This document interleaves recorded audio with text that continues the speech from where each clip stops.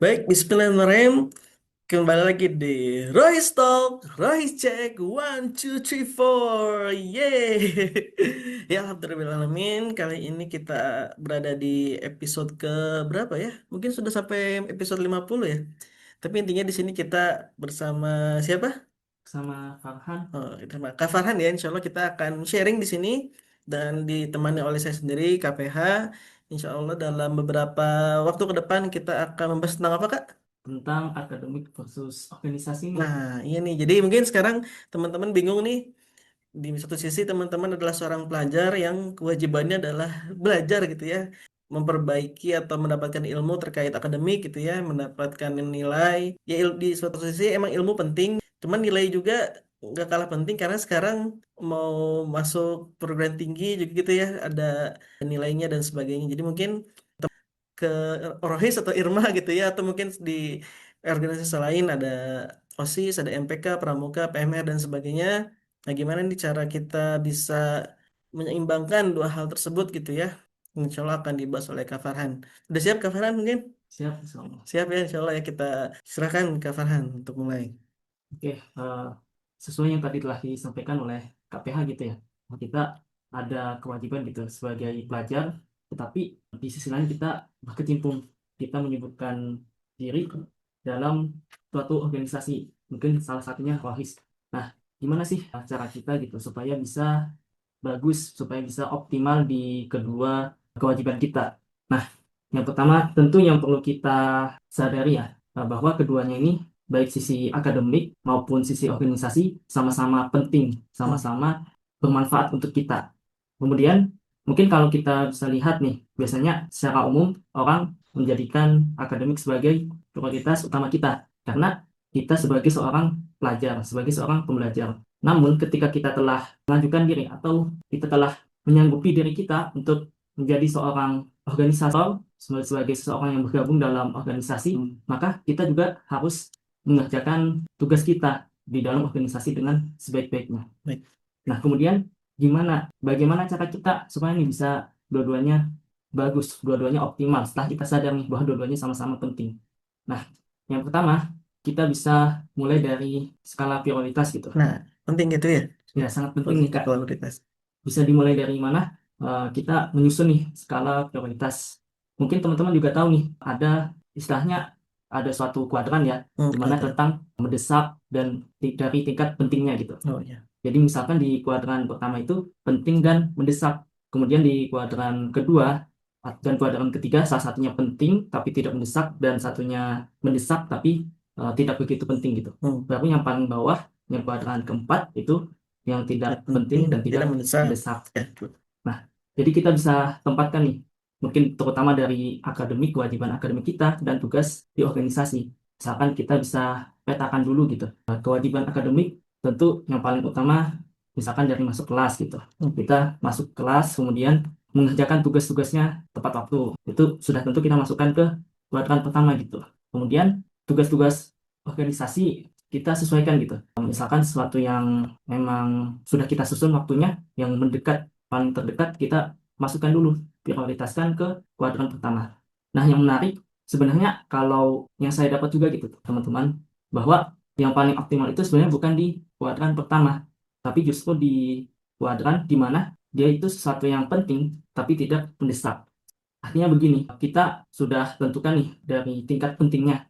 Maka ketika itu tidak mendesak, kita bisa menyiapkan dengan lebih optimal gitu. Karena misalkan katakanlah ada waktu beberapa hari untuk tenggat waktu untuk tugas tersebut. Ketika ada di kuadran tersebut, ada di tempat tersebut tugas-tugas tertentu, maka kita bisa lebih optimal daripada kalau yang mendesak, kalau yang waktunya tinggal sedikit gitu. Maka poinnya apa? Supaya bisa masuk ke yang penting ini bisa masuk ke tidak mendesak, Hmm. maka kita harus menjadwalkan, Nah, harus mengatur waktunya dari jauh-jauh hari. betul. Usahakan pas setiap kegiatan di organisasi, mungkin salah satunya di Rohis, itu terencana. Ada waktu-waktu untuk melaksanakannya dan untuk mempersiapkannya, sehingga kita bisa lebih optimal. Mungkin itu salah satu kunci supaya kita bisa lebih optimal gitu ya Ya, dalam ya.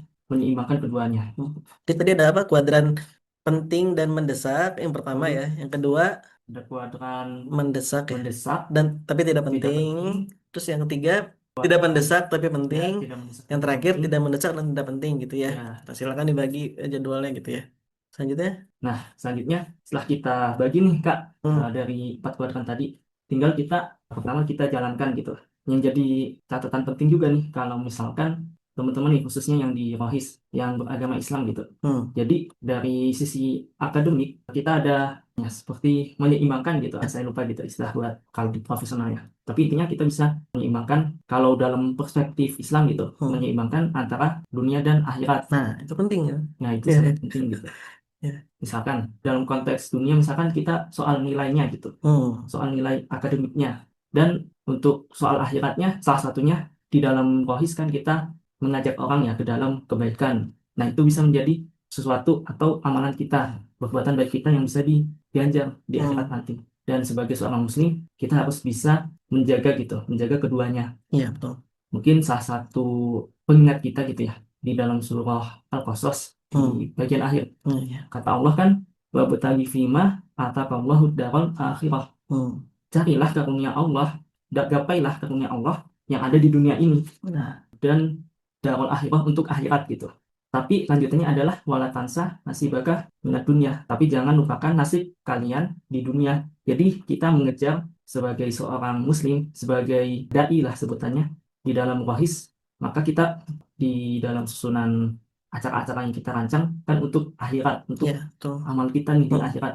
Tetapi kita jangan sampai melupakan nasib kita di dunia. Dalam Hmm. artian salah satunya nih soal akademik gitu. Ya, ya, betul.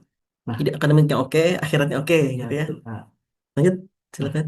kemudian setelah kita bisa ya tadi menempatkan tugas dan sesuai kuadrannya masing-masing, sesuai Hmm. mendesaknya, kemudian kita juga sadar gitu. Aktivitas kita di Rohis itu juga untuk di akhirat kita nanti, untuk kehidupan setelah dunia. Maka yang perlu kita sadari selanjutnya adalah tentang misalkan masalah akademik kan terkadang nilai ya yang paling besar gitu. Ya. Misalkan kalau tadi kita udah bahas secara menempatkan prioritas Hmm. antara tugas akademik dan tugas organisasi, maka kita bisa supaya misalkan kita di organisasi udah cukup baik nih, tetapi ternyata di akademik terasa kurang optimal. Mungkin itu kan yang lebih terasa gitu buat teman-teman dan mungkin kawan-kawan di OHIS juga gitu. Hmm. Maka selain kita menempatkan tadi, menentukan prioritasnya, kita bisa menyesuaikan juga gitu. Dalam artian, misalkan kalau di akademik nih, teman-teman ada kekurangan di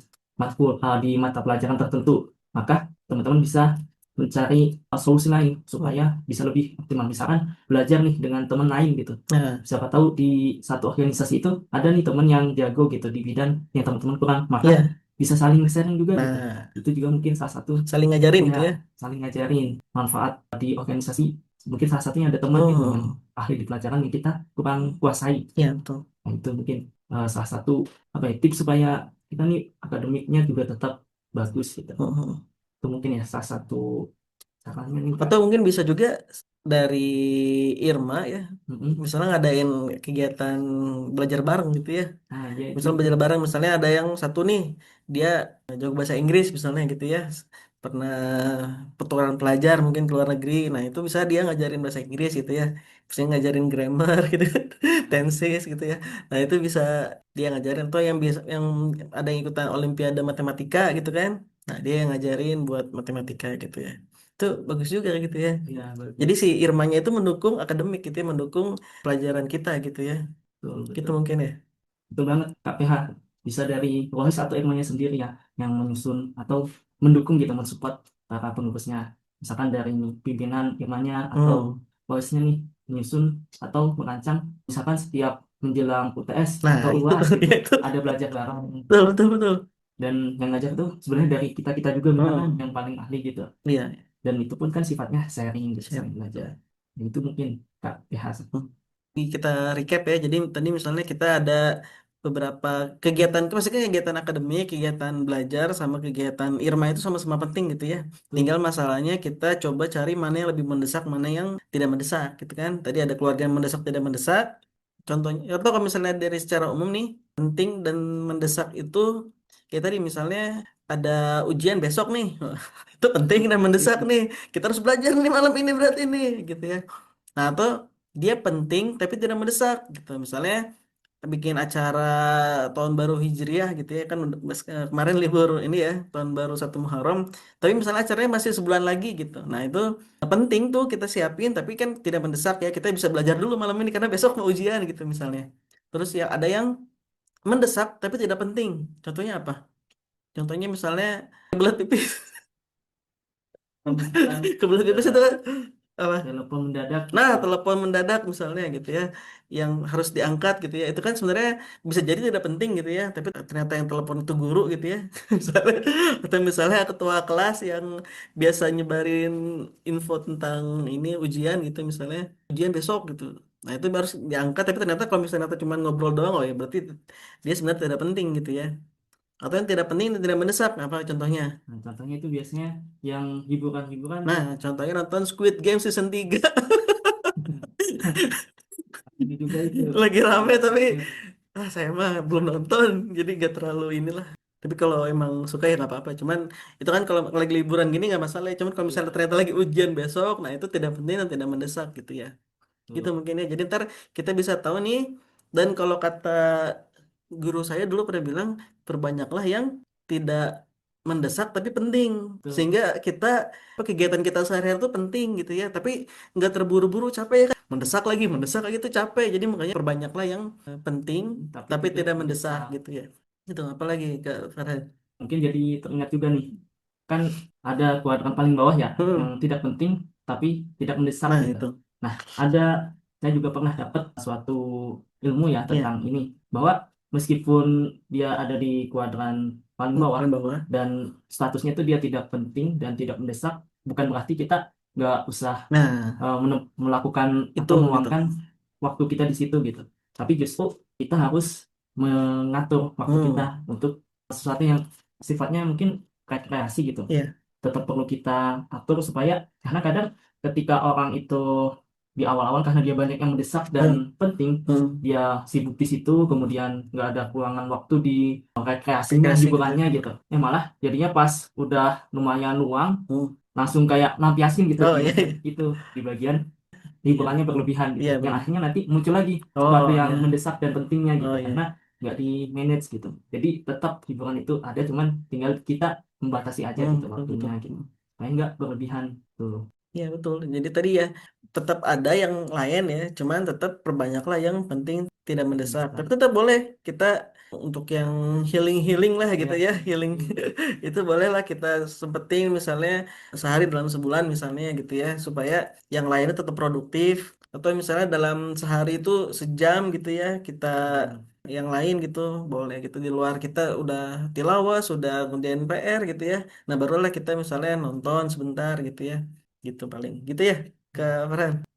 Ya jadi teman-teman silakan tadi ya kita coba amalkan apa yang tadi kita dengarkan dari episode kali ini.